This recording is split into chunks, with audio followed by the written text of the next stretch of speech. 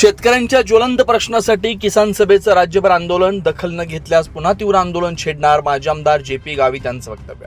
आज रोजी शनिवार 17 जानेवारी 2026 रोजी महाराष्ट्रातील सर्व तालुक्यांच्या तहसील कार्यालयाच्या अखिल भारतीय किसान सभेनं शेतकऱ्यांच्या ज्वलंत प्रश्नासाठी आंदोलनाची हाक दिली आहे. किसान सभेचे माजी राज्याध्यक्ष तथा शेतकरी नेते माजी आमदार कॉम्रेड जे.पी. गावित यांच्या नेतृत्वाखाली आंदोलन होणार असून सरकारने या शेतकरी आंदोलनाची दखल न घेतल्यास आणि या ज्वलंत प्रश्नाकडे दुर्लक्ष केल्यास लगेचच तीव्र आंदोलन छेडण्याचा इशारा आहे.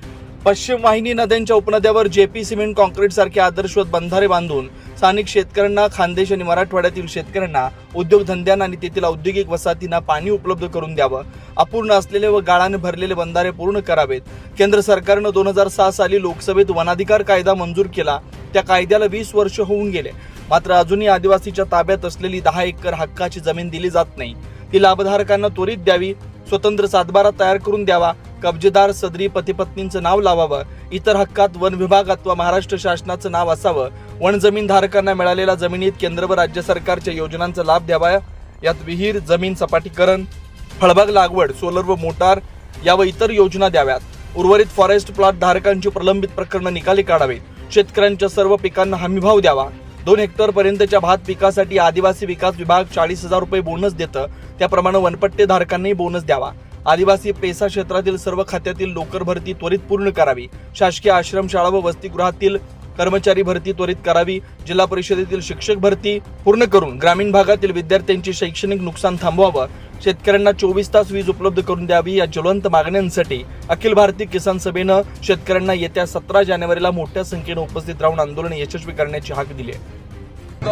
जिल्हाभर जे शेतकऱ्यांचं आंदोलन सुरू होत आहे ते आंदोलन पाणी प्रश्नावरती, वन जमिनीवरती, त्याचबरोबर शेतकऱ्यांचे जे काही इतर योजना आहेत ते त्या शेतकऱ्यांना मिळत नाहीत, त्याच्यासाठी हे आंदोलन सुरू होत आहे.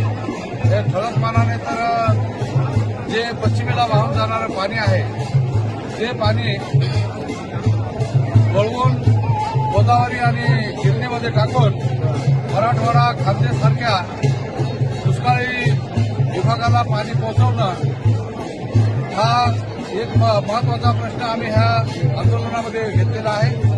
त्याचबरोबर जे आदिवासी शेतकरी आहे त्याला जे 5 एकरपर्यंत शेतीधारकाला 40,000चा बोनस मिळतो, ते ऑनलाईन जर पीक पेरा त्याने केला असेल तर त्याला 40,000 रुपये मिळतात.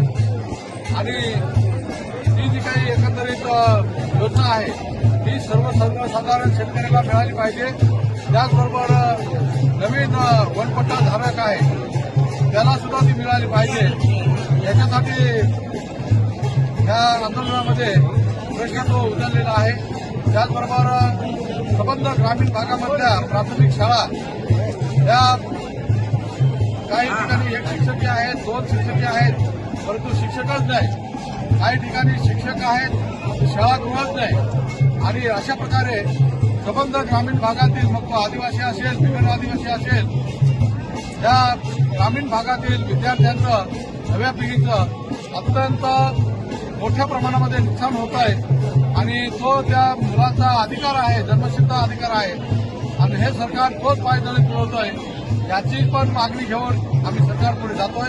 असे अनेक प्रश्न आहेत आणि त्या प्रश्नांवरती आम्ही सरकारकडून सकारात्मक अशा प्रकारचा निर्णय घेतल्याशिवाय परत येणार नाही, अशा प्रकारचा आमचा निर्धार आहे. 24 लाईव्ह महाराष्ट्र न्यूजसाठी गोवर्धन भोये, बोरगाव.